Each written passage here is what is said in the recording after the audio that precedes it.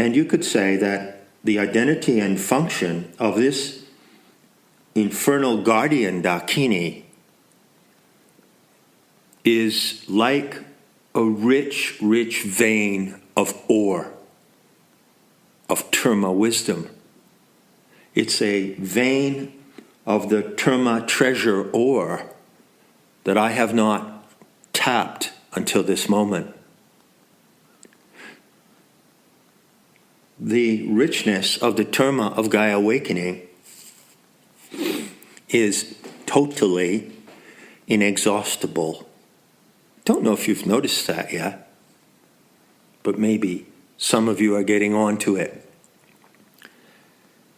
And one proof I would offer of that inexhaustibility is the way that everything that is contained in the Vajrayana and Dzogchen teachings and in the highest yoga tantras of Tibetan Buddhism is neatly packed inside planetary tantra.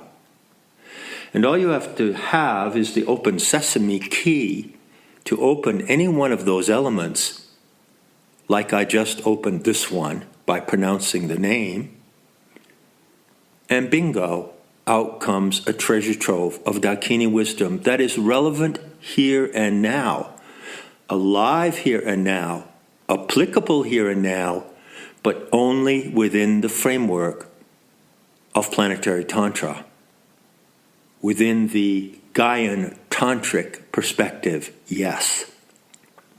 As far as I'm concerned, I can plainly say that all this Dakini lore and this ritual and metaphysical material, as long as it remains within the framework of its Tibetan origin, is completely obsolete, useless, pointless, and futile. It's completely over.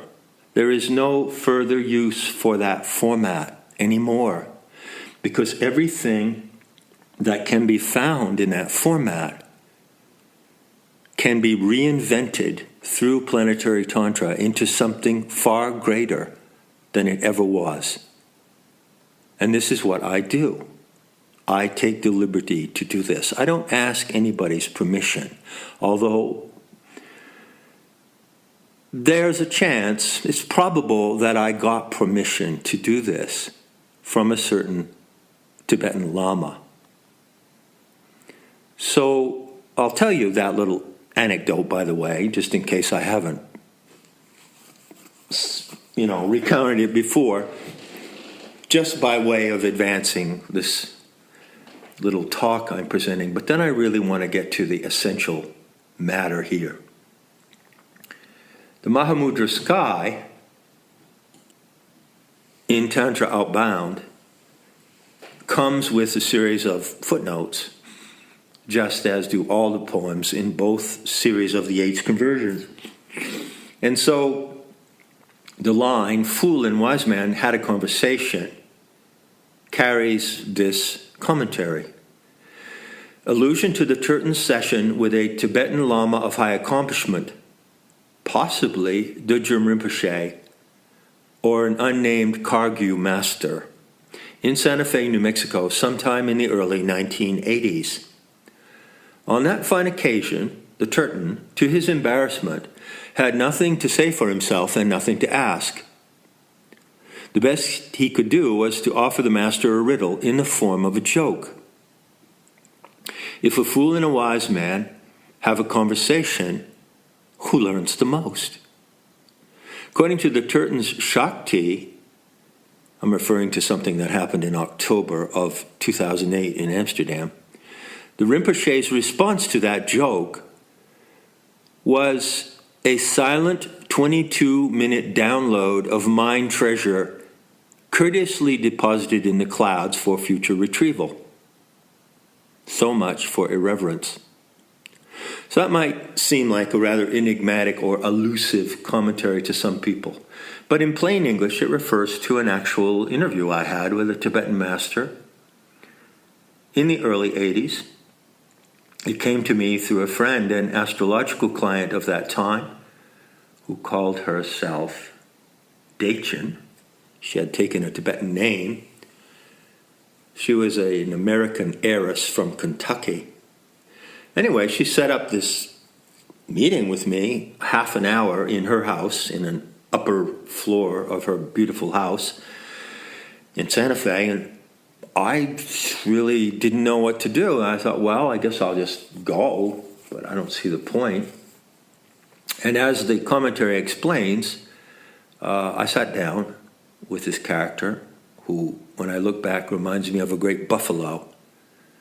Had a big hulk of a body and a particular kind of face, which seems to have been exactly the appearance of Dudjom Rinpoche, who was, as far as I know, the supreme head of the Nyingma order, and no less than that. Of course, in subsequent years, I tracked down Daichin, tried to find out who that actually was, and she couldn't recall. So I can't be sure that it was Dudjom Rinpoche, but I do believe that he had visited Santa Fe or visited the United States in the early 80s before his death in that decade, sometime later on. In any case, whoever it was, I sat there with this Tibetan creature on my right, and I said, I guess I was supposed to, ask the master questions. So the first question I said was, would you like a joke? Because I didn't know if he spoke English well enough to get a joke, And he nodded and smiled, so I said, if a fool and a wise man have a conversation, who learns the most? And guess what his response was? He smiled. One of those serene, Tibetan Lama smiles right out of the mug book. He smiled. He looked at me very, very calmly. And then he turned his gaze to the window of the room that we were sitting in. And he just gazed out the window. Didn't say a thing. And so I sat there to his left, and I gazed out the window with him. Now, this window had the shape of a rectangular shape at the bottom, and then it came up and it formed a dome. So it had a kind of beehive shape. And I would say that at the base it was about a yard wide and maybe yard and a half high. It was small, and it looked out at the beautiful October skies of Santa Fe, which were a perfect turquoise blue with big white cumulus clouds floating through the sky. Typical fall day, impeccable fall day in Santa Fe, New Mexico. And we both sat there, very quiet, not saying a word. There was no word said. And we were looking out in unison. We were looking together, eye to eye, you could say, at this window. And it was very relaxed. There was no tension in the room. I didn't feel embarrassed or uncomfortable because I had nothing to say, nor was I troubled by the fact that he was not saying anything to me. And after a certain period of time, bear in mind that we had probably passed, 5 minutes or so just in the beginning when I asked the question, or sitting down or getting comfortable with each other. So in the remaining 25 minutes, an interesting progression ensued in my mind.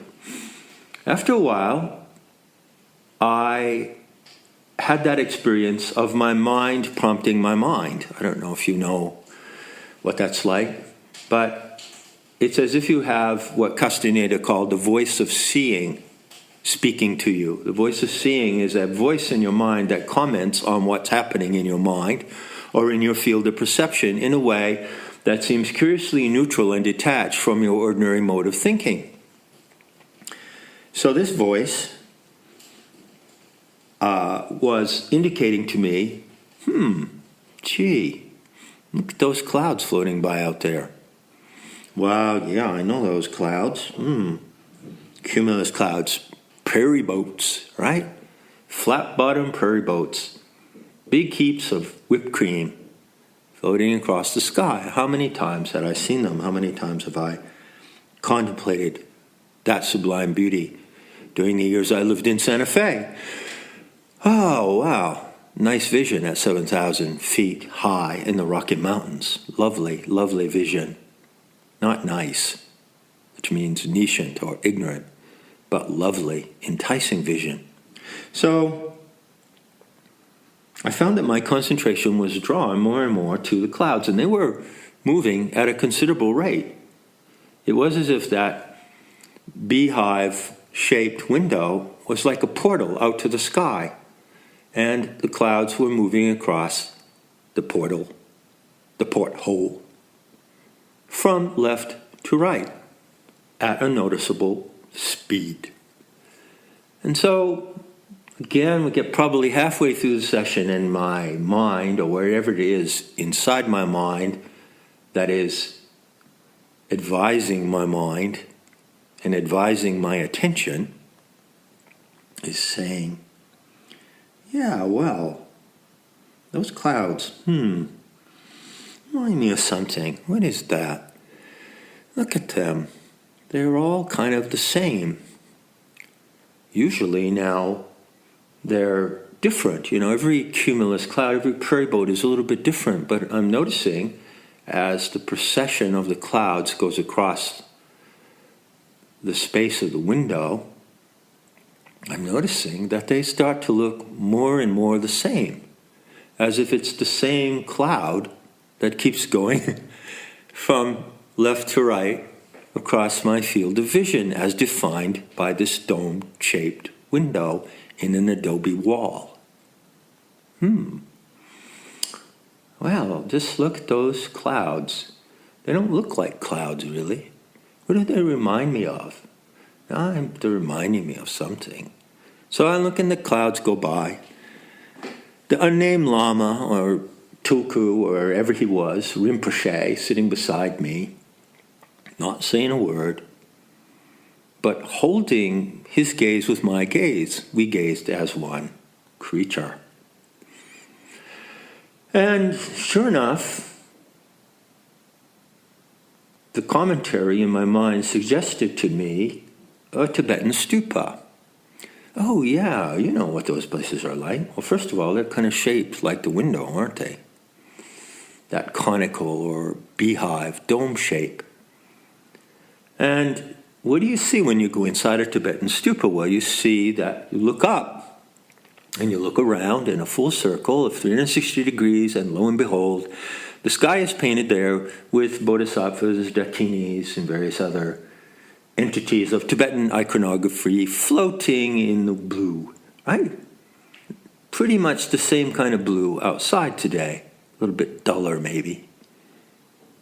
And also, there are clouds. Clouds like a decorative decor of the meditative scene. So, we're deep into the session now, and nobody's saying a word. And, the commentary of my mind upon itself is saying, yeah, well, you know, maybe they aren't clouds. Because look at how uniform they are. Every time that one goes by and disappears off the right edge of the window, another one comes, emerges from the left edge, and it looks exactly like the one that went across before. But you can't really compare the two because they only fill the window one at a time. But there's a definite sequence, and there's a definite steady rotation. And hey, wait a minute. I have a feeling that the clouds outside in the sky are not rotating. The room is rotating.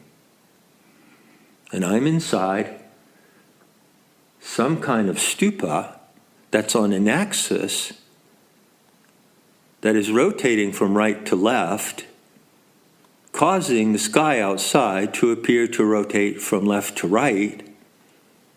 But those aren't clouds in the sky, they're just painted clouds, which proves again that I must be in a stupa, right? So there I was, in a stupa, not in a state of stupefaction, but in a stupa, sitting there in absolute, profound silence. And so by the time it came to the end of the session, because all I could get, like anyone else, was half an hour, and Dachin came up the stairs and whispered a word saying the time was up, I was completely enwrapped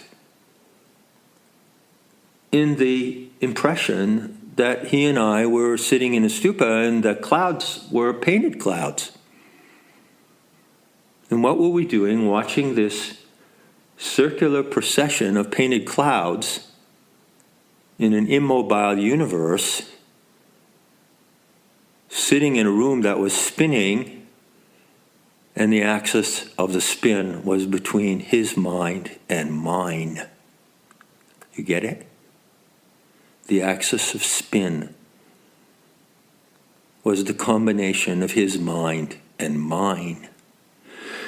Well, years later, 2008, I was knocking around Amsterdam one beautiful October day with a particular Shakti OTM who was with me when I received the term of Gaia Awakening. And we were sitting by the Athenaeum, which is a square near a canal. I think it's the Single in Amsterdam. The Athenaeum bookstore. Athenaeum. And I recounted this episode to her. And she got up and went to take a whiz. And when she came back to the table outside, she was literally staggering. Now, I'm not sure if that had to do with what we were drinking, because we weren't drinking that much. But she was in a definite state of drunkenness. And she sat down and she said, I got it. And I said, what? What did you get? She said, you got a direct download of mind mandate transmission from that Tibetan Lama. I said, yeah, you think so? He said, yeah. I said, well, I reflected for a moment. I said, well, sounds reasonable to me. Sounds very feasible, right? And listen, if it was, as I suspect, Dudjom Rinpoche, the supreme Lama of the Nyingma order at that time, then perhaps it wouldn't be too wild to say that he absolutely downloaded or transmitted to me the total content of his wisdom at my pleasure.